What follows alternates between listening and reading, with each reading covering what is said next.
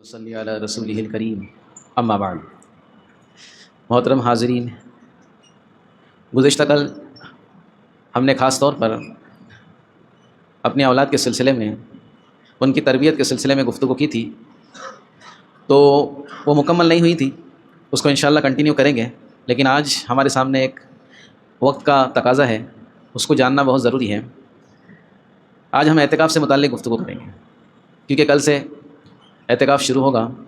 رمضان المبارک کا آخری عشرہ ختم پر ہے، دوسرا عشرہ ختم پر ہے، آخری عشرہ شروع ہوگا انشاءاللہ۔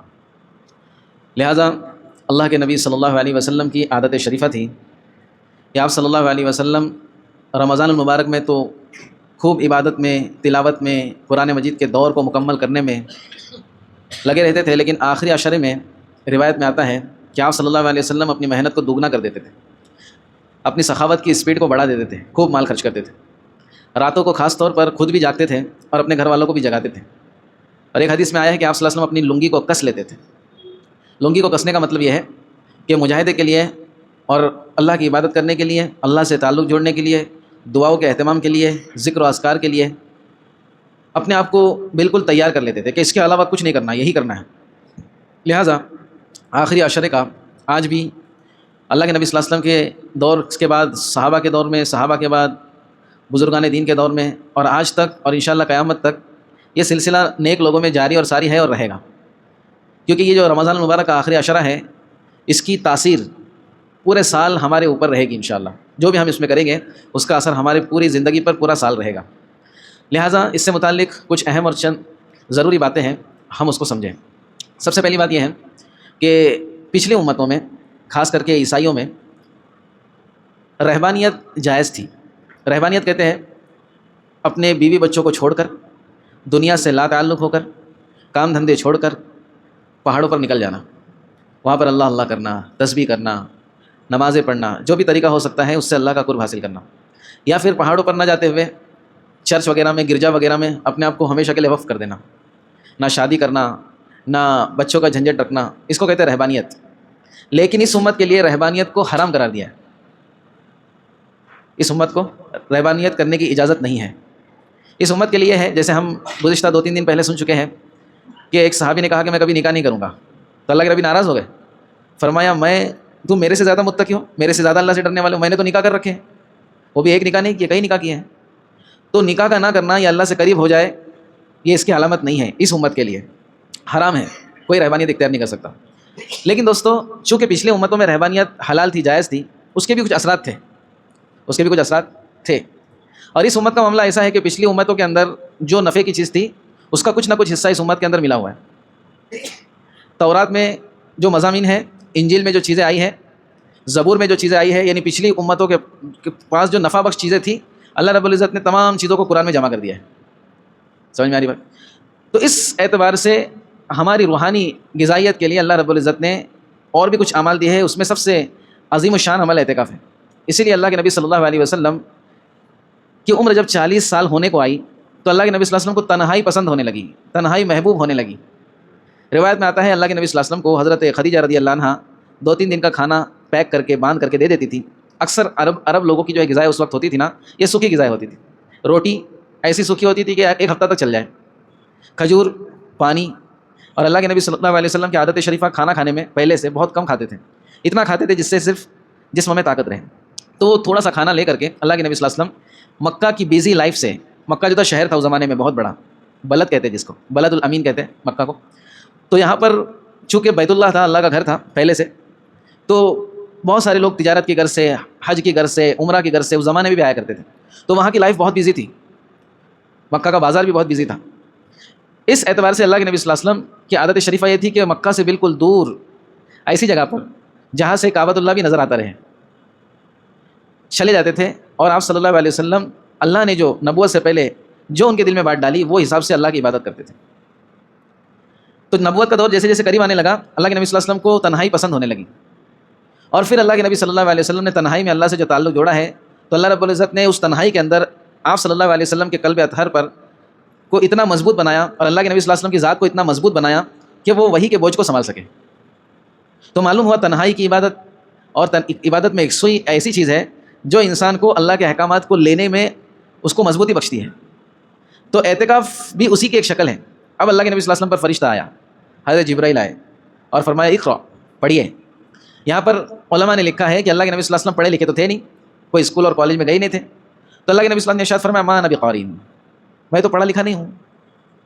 تو حضرت جبرائیل نے اللہ کے نبی صلی اللہ علیہ وسلم کو بھیجا، دبایا، بہت شدت کا آپ صلی اللہ علیہ وسلم کو ایک احساس ہوا، ایک بوجھ پڑا. پھر چھوڑا، پھر فرمایا اقرأ، پڑھیے. اللہ کے نبی صلی اللہ علیہ وسلم نے پھر کہا ما انا بقارئ، میں پڑھا ہوا نہیں ہوں. پھر تیسری مرتبہ دبایا، پھر فرمایا اقرأ. اب ایسا 3-4 مرتبہ کرنے پر، بعض روایت میں 3 مرتبہ ہے، بعض میں 4 مرتبہ ہے، اللہ کے نبی صلی اللہ علیہ وسلم کی زبان پہ کلام جاری ہو گیا. اقرأ بسم ربک الذی خلق، یہ نازل ہوئی آیتیں، اور اللہ کے نبی صلی اللہ علیہ وسلم پر وہ پہلی وہی نازل ہوئی تھی. لیکن اللہ کے نبی صلی اللہ علیہ وسلم کو اس کا احساس نہیں تھا کہ میں وہی کے بوجھ کو اٹھانے کے لائق ہو گیا ہوں. تو اللہ کے نبی صلی اللہ علیہ وسلم گھبرا گئے اور غار ہرا سے حضرت خدیجہ رضی اللہ عنہا کے مکان پر آ گئے اور فوراً فرمایا زملونی، مجھ کو چادر اڑا دو. اللہ کے نبی صلی اللہ علیہ وسلم کو ٹھنڈی لگنے لگی. جیسے عام طور پر جب بخار وغیرہ آتا ہے تو ٹھنڈی لگتی ہے، حالانکہ ٹھنڈی ہوتی نہیں ہے، گرمی ہوتی ہے، اس میں بھی ٹھنڈی لگتی ہے، سردی لگنے لگی. لہٰذا واقعہ لمبا ہے. حضرت خدیجہ رضی اللہ عنہا نے اللہ کے نبی صلی اللہ علیہ وسلم کو تسلی دی اور اللہ کے نبی صلی اللہ علیہ وسلم کو اپنے رشتہ دار کے پاس، جو اس وقت راہب تھے، رہبانیت اختیار کر رکھی تھی، عیسائی مذہب پر چلتے تھے وہ، کیونکہ اللہ کے نبی صلی اللہ علیہ وسلم اور عیسیٰ علیہ السلام کے بیچ میں تقریباً علماء فرماتے ہیں 350 سال کا دور گزرا، کوئی نبی نہیں آیا تھا. تو ورقہ ابن نوفل وہ رہبانیت اختیار کیے ہوئے تھے، ان کے پاس لے کر چلی گئی کہ دیکھیے ان کو کیا ہوا ہے، یہ کیا بول رہے ہیں. تو جب اللہ کے نبی صلی اللہ علیہ وسلم نے وہ کیفیت بیان کی تو وہ سمجھ گئے کہ یہ آخری دور کے آخری نبی بننے والے ہیں. وہ علم تھا ان کے پاس. اور پھر انہوں نے اللہ کے نبی صلی اللہ علیہ وسلم سے کہا کہ یہ وہی فرشتہ ہے جو موسیٰ علیہ السلام کے پاس آیا کرتا تھا، حضرت جبرائیل ہے، یہ آپ پر وحی لے کر آ رہے ہیں، آپ کو اللہ کا کلام لے کر آ رہے ہیں، لہٰذا آپ کو اللہ رب العزت نے آخری نبی ہونے کے اعتبار سے قبول کر لیا ہے. اور ابھی انہوں نے ایک چیز یہ ظاہر کی کہ اب جو ہے آپ کی قوم آپ کی مخالفت پر آ جائے گی. آپ جب اللہ کا کلام لوگوں کو سنائیں گے تو آپ کی قوم آپ کی مخالفت پر آ جائے گی، حتیٰ کہ آپ کو مکہ سے نکال دے گی. اب یہ اللہ کے نبی صلی اللہ علیہ وسلم کے لیے نئی چیز تھی. اچھا ان کو پتا تھا پچھلے نبیوں کے ساتھ کیا ہوا ہے، اب اللہ کے نبی صلی اللہ علیہ وسلم کو سب پتہ ہونے والا تھا بذریعہ وحی. تو اللہ کے نبی نے تعجب کیا، مجھے میری قوم نکالے گی؟ میں تو اپنی قوم کا چہیتا ہوں، مجھے تو لوگ صادق کہتے ہیں، سچا، امین کہتے ہیں، امانت دار، اور مجھے لوگ بہت اچھا کہتے ہیں اور اچھا سمجھتے ہیں، اس کے باوجود میری بات نہیں سنیں گے لوگ. بولے نہیں، ایسا ہی ہے پچھلی قوموں کے پاس بھی جن انبیاء کرام کو بھیجا گیا تھا، ہر نبی کے ساتھ یہ ہوا ہے، آپ کے ساتھ بھی ہوگا. پھر انہوں نے کہا کاش اللہ مجھے زندہ رکھتا تو میں بھی آپ کا ساتھ دیتا اور آپ کے جو دین آپ کو ملنے والا ہے، جو کلام آپ پہ اترنے والا ہے، اس کی پیروی کرتا. لہٰذا اللہ کے نبی صلی اللہ علیہ وسلم کو پتہ چل گیا کہ یہ وہی ہے، یہ جبرائیل ہے اور یہ میرے ساتھ یہ معاملہ ہونے والا ہے. اس کے بعد بہت ساری چیزیں آئی ہیں. لہٰذا ہم کو صرف یہاں پر اتنا معلوم کرنا ہے کہ اللہ کے نبی صلی اللہ علیہ وسلم کو تنہائی میں اللہ کے نبی صلی اللہ علیہ وسلم کو ایسا تعلق حاصل ہوا اللہ رب العزت سے کہ وہی کا بوجھ، وہی کی جو ہے نا، وہی کے متعلق اللہ کے نبی نے خود فرمایا کہ پہاڑوں پر اگر قرآن اتارا جاتا تو پہاڑوں کو جو ہے تہس نہس کر دیتا. ایک صحابی کہتے ہیں اللہ کے نبی صلی اللہ علیہ وسلم ایک مرتبہ آپ صلی اللہ علیہ وسلم کی ران میری ران پر تھی. ہم لوگ ایسا بیٹھے ہوئے تھے، کبھی کبھی ہوتا ہے نا ہم بیٹھتے ہیں، تو یہ جو ہے میری ران پر تھی، اور اتنے میں اللہ کے نبی صلی اللہ علیہ وسلم پر وحی کا نزول ہونا شروع ہوا. تو اتنا بوجھ تھا اس ران کا اللہ کے نبی صلی اللہ علیہ وسلم کا، مجھے ایسا لگنے لگا کہ میری ہڈیاں چور چور ہو جائے گی. ایک مرتبہ آپ صلی اللہ علیہ وسلم اونٹ پر سوار تھے، جا رہے تھے اور وحی نازل ہوئی، اس بوجھ سے اونٹ جو ہے بیٹھ گیا اچانک میں. اتنی جو ہے نا وحی کے اندر اتنا بوجھ ہوتا ہے، اتنا وزن ہوتا ہے. لہٰذا اللہ کے نبی صلی اللہ علیہ وسلم اس کے لیے جو تیار ہوئے ہیں وہ تنہائی کی عبادت سے تیار ہوئے ہیں. دیکھو دوستو، ہمارے تفسیر کے بیان میں بات گزر چکی ہے کہ ہمارے جسم کی غذا ہوتی ہے جو ہم روزانہ کھاتے پیتے ہیں، اگر وہ کھانا پینا نہ ملے تو ہمارا جسم کمزور ہو جائے گا بظاہر. ایک ہوتی ہے روح کی غذا. یہ جو تنہائی کے اعمال ہے، یہ تلاوت ہے، یہ دعائیں ہیں، اللہ سے بات چیت ہے، اللہ سے تعلق جوڑنا ہے، یہ ہماری روح کی غذا ہے. اس سے ہماری روح مضبوط ہوگی. تو ایک بہترین موقع ہے، آفر ہے، اسکیم ہے اعتکاف. اس لیے اللہ کے نبی صلی اللہ علیہ وسلم اپنی زندگی میں آپ صلی اللہ علیہ وسلم کا یہ معمول تھا کہ رمضان المبارک میں ہر رمضان میں 10 دن کا اعتکاف فرماتے تھے. ایک روایت میں اللہ کے نبی صلی اللہ علیہ وسلم ایک مرتبہ رمضان المبارک میں سفر میں تھے، اعتکاف نہیں کر پائے، تو دوسرے سال اللہ کے نبی صلی اللہ علیہ وسلم نے 20 دن کا اعتکاف فرمایا. اس لیے اعتکاف کا جو درجہ ہے دوستو، مقصد تو ہم کو سمجھ میں آ گیا کہ ہم اللہ رب العزت سے قریب ہو جائیں. اور ہمارے استاد کہتے تھے جیسے لوگ آنشن پہ بیٹھتے ہیں نا اپنی مانگیں منوانے کے لیے، تو ہم اعتکاف کو یہ سمجھے کہ آنشن ہے، یہ بھوک ہڑتال پہ بیٹھے ہم. اے اللہ سے پیار محبت، جیسے بچہ ہے نا اپنے ماں باپ سے کچھ مانگتا ہے، روتا ہے، گڑ گڑاتا ہے، لیکن لے کر ہی رہتا ہے. تو یہ اعتکاف وہی ہے کہ ہم اللہ رب العزت کے سامنے بیٹھے اور لے کر ہی رہے، میرے دنیا کا بھی اللہ مسئلہ حل کر دے، میری آخرت کا بھی مسئلہ حل کر دے. امت کے مسائل بڑے پڑے ہوئے ہیں، بکھری ہوئی امت ہے، اس امت کو جوڑ دے. امت پہ بڑے حالات ہے، بچے بچیوں پر ظلم ہو رہا ہے، عورتوں پر ظلم ہو رہا ہے، ہمارے کتنے لوگ شہید ہو رہے ہیں. یہ تمام مسائل کو رکھنے کے لیے بہترین موقع اعتکاف ہے دوستوں. تو اس لیے اللہ کے نبی صلی اللہ علیہ وسلم نے 20 دن کا اعتکاف کیا اس کی اہمیت کو بتانے کے لیے. تو اعتکاف کا جو درجہ ہے نا دوستو، یہ سنت موقدہ علی الکفایہ ہے، اس کو سمجھنا ہے.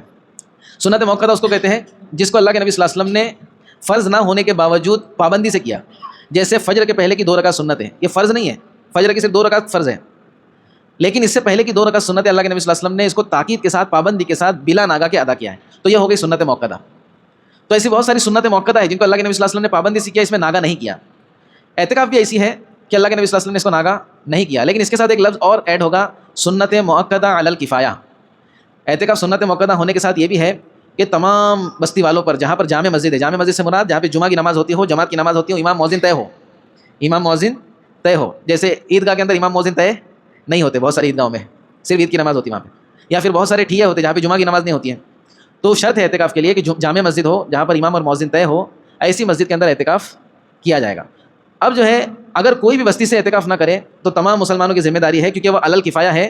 اگر سب میں سے کسی ایک نے بھی کر لیا تو سب کی طرف سے کافی ہے, اور کسی ایک نے بھی نہیں کیا تو بعض علماء کے نزدیک پوری بستی گنہگار ہو جائے گی. اگر ایک نے بھی اعتکاف نہیں کیا تو بستی والوں کی ذمہ داری ہے کہ کوئی تیار نہیں ہوتا تو ایسے کو تیار کر کے اپنی طرف سے اس کو کھانا کھلا کے اس کا خرچ اٹھا کر کے اس کو اعتکاف میں بٹھائے, اگر ایسا کوئی نہیں ہے تو. لیکن الحمدللہ ہمارے یہاں پہ ایسا مسئلہ نہیں ہے. بتانے کا مقصد یہ ہے کہ یہ سنت موقدہ علی الکفایہ ہے, تمام کی طرف سے جو لوگ بیٹھیں گے یہ نمائندے ہوں گے, یہ لوگ اللہ کے درمیان اور ہماری بستی والوں کے درمیان میڈیٹر ہوں گے. ان کا تعلق جتنا اللہ سے جڑے گا اتنا بستی پر خیر و برکت نازل ہوگی. پورے سال کا مسئلہ ہے دوستوں, جو اعتکاف والے کریں گے اس کے اثرات پورے سال پوری بستی پر رہیں گے. لہٰذا اعتکاف کو اس کے مقصد کو سامنے رکھتے ہوئے ہم کو جو اس بات کی فکر کرنی ہے کہ ہمارے پاس اگر کوئی عذر نہیں ہے, ہم آسانی سے اعتکاف میں بیٹھ سکتے ہیں تو ہم ضرور بیٹھیں. لیکن ہم سے مراد کیا ہے وہ بھی کلیئر کر دیتا ہوں. اعتکاف میں سنجیدہ لوگ بیٹھنا چاہیے. کیسے لوگ بیٹھنا چاہیے؟ سنجیدہ لوگ جو واقعی اس کے مقصد کو سمجھ کر بیٹھے ہوں, اس کے مقصد کو پورا کرنے کی فکر لے کر کے بیٹھے ہوں. ہمارے بڑی عمر کے لوگ, بڑے بوڑھے بیٹھے, جوان بھی بیٹھے, لیکن ایسے جوان جو ان کو کوئی سنجیدگی نہیں ہے ان کے اندر, کھیل کود میں لگ جائیں گے, ایسے لوگوں کو بیٹھنے کی بالکل اجازت نہیں. ایسے لوگوں کو ہم اگر ان کے ماں باپ اس کی ذمہ داری لیتے ہیں تو ذمہ داری لینے پر, اور ذمہ داری ایسی ہلکی پھلکی نہیں دیکھیں گے والی نہیں, ذمہ داری لیتے ہیں اور ان کو صرف ایک چانس ملے گا. لیکن وہ کم عمر کے بچے نہیں, وہ بھی نوجوانوں کی بات کر رہا ہوں جو ماشاءاللہ بڑے ہو گئے ہیں, ان کو بھی ایک ہی چانس ملے گا. ذرا سی بھی اگر مسجد کے اندر فالتو گیری ہوئی تو ان کو سیدھا گھر پہ روانہ کر دیا جائے گا. تو برا نہ مانیں, برا ماننے کی ضرورت نہیں, پہلے بتایا گیا, کیونکہ مسجد جو ہے نا اور اعتکاف خاص طور پر اس لیے تاکہ اللہ کی رحمت متوجہ ہو, نہ کہ اللہ کا عذاب متوجہ ہو. تو ایسے لوگ اس میں بیٹھنے کی فکر کریں. اچھا کوئی اعتکاف میں نہیں بیٹھ سکتا تو اس کے لیے کیا ہے؟ اچھا اعتکاف کا ایک مقصد کیا ہے وہ بھی سمجھیں. 10 دنوں کے اندر اللہ کے نبی صلی اللہ علیہ وسلم کی مختلف احادیث سے یہ سمجھ میں آتی ہے بات کہ 10 دنوں کے اندر شب قدر کنفرم رہتی ہے. اللہ کے نبی نے فرمایا کہ طاق راتوں میں یعنی 21, 23, 25, 27, 29 اس میں شب قدر کو تلاش کرو. اس میں اور بعض روایت میں آتا ہے کہ الٹا 22, 24, 26, 28. اسی لیے اعتکاف کرایا جا رہا ہے کہ اگر 10 دن بیٹھ گئے تو انشاءاللہ شب قدر کا ملنا کنفرم ہو جائے گا انشاءاللہ. تو اس نیت سے بیٹھنا ہے. تو بعض لوگ جو ہے کہیں گے میرے آفس کا مسئلہ ہے, واقعی وہ نہیں بیٹھ سکتے اعتکاف میں. بعض لوگوں کے کچھ اور پرابلم ہو سکتے ہیں, گھر میں کوئی اور بڑا مرد نہیں ہے, سب بچے بہت ساری چیز, کوئی عذر ہو سکتا ہے جو معقول عذر ہے. تو وہ لوگ کیا کریں گے؟ ان کے لیے بھی آفر ہے کہ وہ لوگ بھلے ہی 10 دن کا اعتکاف نہ کر پا رہے ہو تو نہ کریں, جتنے دن کا ہو سکے اتنے دن کا کر لیں. سیٹرڈے سنڈے کا کر لیں, 1 دن کا کر لیں. یہ بھی نہیں ہو پا رہا تو پھر رات کو کام پہ سے آئیں گے تو رات کا کچھ حصہ جو ہے اعتکاف کی نیت سے کر لیں. کیونکہ اعتکاف جو ہے نا اس کی 3 شکلیں بنتی ہیں. ایک تو ہوتا ہے اعتکاف جو ہم پورا سال کر سکتے ہیں, 1 منٹ کے لیے کر سکتے ہیں. مسجد میں پانی پینے کے لیے آئے تو اعتکاف کر سکتے ہیں. نماز وغیرہ ہمارا کچھ پڑھنے کا ارادہ نہیں ہے, ہم صرف پانی پینے کے لیے آ گئے, اعتکاف کی نیت کر لی. تو اعتکاف کی نیت تو ہم تھوڑی دیر کے لیے بھی کر سکتے ہیں. یہ نفل اعتکاف ہوگا ہمارا, سنت بھی کہہ سکتے ہیں, نارمل نفل اعتکاف, اس میں بھی ہم کو ثواب ملے گا. اس لیے علماء نے لکھا ہے کہ ہم جب بھی مسجد میں آئے تو اعتکاف کی نیت کر لیں. نماز بھی پڑھ رہے ہیں ہم, روزانہ کی فرض نماز پڑھ رہے ہیں, تھوڑا تلاوت کر لیے, دعا کر لیے, نکل لیا. اب یہ چھوٹے سے وقت کا بھی ہمارا اعتکاف شمار ہوگا, پوری زندگی کا اعتکاف ہو جائے گا.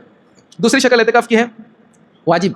بعض اعتکاف واجب ہوتے وہ اس طرح سے کہ منت کا اعتکاف, ہم نے منت مانی, ہم نے یہ جیسے ایک طریقہ یہ بھی ہے اللہ رب العزت سے مدد کو حاصل کرنے کا کہ جائز کاموں کے اندر منت مانیں. پچھلے سالوں میں نے بتایا ہوں کہ منت کن کن چیزوں کی مان سکتے ہیں, اس میں اعتکاف بھی ہے کہ اللہ رب العزت میرا فلاں بہت مشکل کام ہے, ہو نہیں رہا, اس کو تو کر دے, اگر یہ ہو گیا تو انشاءاللہ میں 1 دن کا اعتکاف کروں گا. اچھا ایک میری طرف سے آپ کو ایڈوائز ہے کہ کوئی بھی منت مانے تو بہت زیادہ بڑی نہ مانے. ابھی 3-4 دن پہلے ایک بندہ آیا, ہو سکتا ہے ابھی بھی موجود ہو مجمع میں, اس نے کہا مولانا میں نے نا ایک کام کے لیے منت مانی تھی کہ 1000 رکعت نماز پڑھوں گا, 1000 رکعت نماز پڑھوں گا. ہاں پھر کیا ہو گیا؟ تو بولے 200 رکعت تو میں نے الحمدللہ پڑھ لیا. اب جو ہے جیسے فضیلت والی چیزیں ہوتی ہیں نا کہ 3 مرتبہ قل هو اللہ احد پڑھیں گے تو پورا قرآن پڑھنے کا ثواب ہے, ایسی اس نے کوئی فضیلت بتائی کہ یہ ایسی فضیلت جیسے رمضان مبارک کے اندر ایک نماز پڑھنے پر ایک فرض ادا کرنے, ایک نفل ادا کرنے پر فرض کا ثواب ملتا ہے نا, اور فرض ادا کرنے پر 70 فرائض کے برابر ثواب ملتا ہے. تو کیا میں ایسا کچھ عمل کر سکتا ہوں کہ ایک کے بدلے 70 ہو جائے؟ یہ کیوں بات پیش آئی؟ وہ اس لیے بات پیش آئی کیونکہ ہم نے بولتے وقت, سوچتے وقت, نیت کرتے وقت اندھا نیت کی. تو میری ایڈوائس ہے آپ لوگوں کے لیے, اگر کوئی ایسا اٹکا ہوا کام ہے تو اللہ رب العزت کو بہت زیادہ کی, ہماری تھوڑے کی بھی اللہ کو ضرورت نہیں ہے. ہم جو ہے کوئی چھوٹی چیز کی نیت کریں, اے اللہ میں 100 روپے صدقہ کروں گا, اچھی بات, 1000 روپے کر لوں گا, میں 5 لاکھ روپے صدقہ کروں گا. اب جب ہو گیا تو 5 لاکھ کے اندر آدمی ٹینشن میں آ جائے گا. ایسا نہ کرے, چھوٹی نیت کرے, یا پھر چھوٹی نہ کرے, جتنا اپنی کیپیسٹی ہے اس کو دیکھ کر کے نیت کریں کہ میں 2 دن کا اعتکاف کروں گا. اچھی بات ہے. الحمدللہ یہ ہمیشہ کا میرا آزمایا ہوا عمل ہے, جب بھی میں نے نیت کی ہے تو الحمدللہ وہ نیت پوری ہوئی ہے. تو اس لیے جو ہے نا ہم اس بات کی فکر کریں.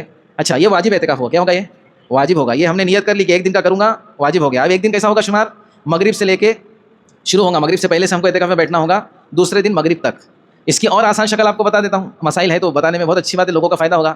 ایسی بھی نیت کر سکتے ہیں کہ میں صبح صادق سے لے کے مغرب تک بیٹھوں گا, یہ بھی نیت کر سکتے ہیں. 1 دن کے اندر دونوں چیزیں آ جاتی ہیں کہ میں صبح صادق سے لے کے, لیکن پھر صبح صادق سے پہلے مسجد آنا پڑے گا, صبح صادق سے لے کے مغرب تک میں اعتکاف کروں گا. اس طرح سے بھی نیت کی جا سکتی ہے, لیکن یہ واجب ہو جائے گا. تو یہ دوسری چیز. اور تیسری چیز سنت مؤکدہ علی الکفایہ, رمضان المبارک کے 10 دن کا اعتکاف. یہ 3 شکلیں بنتی ہے اعتکاف کی. لہٰذا اس کے مسائل انشاءاللہ کل بیان کریں گے.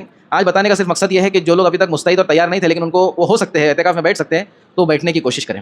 اگر کسی کا مسئلہ ہے تو راتوں میں مسجد میں آ کر کے, یا اپنے مسجد میں آ کر ہی بہتر ہے, مسجد میں آ کر کے 1 گھنٹے کی 2 گھنٹے کی پوری رات کے اعتکاف کی نیت بھی کر سکتے ہیں. لیکن وہ یہ اعتکاف شمار نہیں ہوگا علی الکفایہ والا, وہ سنت اعتکاف شمار ہوگا, اس پر بھی انشاءاللہ ثواب ملے گا. اور یہ آخری عشرے کے اندر ہم دوستوں خوب دل لگا کر کے کیا کریں, شب قدر کی تلاش کریں. اس میں بعض لوگ عمل بتاتے ہیں کہ ہر رات کم سے کم 10 روپے صدقہ کریں. اگر شب قدر سے میچ ہو گیا تو 80 سال کی ہے نا عبادت سے ہم کو اتنا خرچ کرنے کا ثواب مل جائے گا. کم سے کم اس نیت سے 2 رکعت نماز پڑھیں تراویح کے علاوہ. اسی طرح تسبیحات کی پابندی کریں, استغفار کی پابندی کریں, بہت نفع ہوگا انشاءاللہ. تو ہم آخری عشرے کے لیے کیا ہو جائے, بالکل تیار ہو جائے, لینے کا عشرہ آ رہا ہے. ایسا نہیں ہے کہ جو 2 عشرے گزر گئے اس میں ہم کو ملنے والا نہیں تھا, لیکن اس کی ایک خاص فضیلت ہے. بولتے ہیں نا سیزن میں بھی ایک سیزن ہوتا ہے, سیزن میں بھی ایک, جیسے رمضان کی ہی مثال لے لو.